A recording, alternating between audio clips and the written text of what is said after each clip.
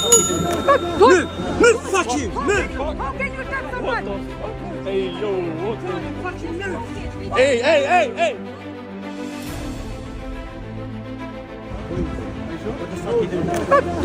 Move, fuck you, move. How can you touch What someone? the fuck? Hey, yo, what the? Fucking move. Hey.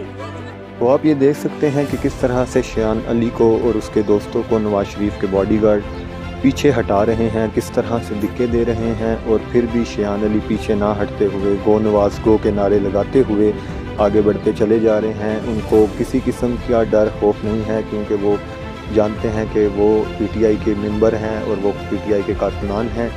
और नवाज शरीफ के bodyguard जो कि बेहयाई की इंतहा करते हुए, ना औरतों की शर्म रखते हुए, वो औरतों को भी उसी तरह से धक्के देते जा रहे हैं और उनको पीछे करते जा रहे हैं। आप इस वीडियो में देख सकते हैं।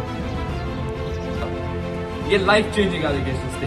इसके बाद मेरे घर पे अटैक हुआ, मुझे फिजिकली असॉल्ट किया गया मल्टीपल टाइम्स, मुझे हरास किया गया, मेरी फैमिली को हरास किया गया, हमें धमकियां पूछ जाएगी, इतना कुछ उन्होंने किया। एक 17 ईयर ओल्ड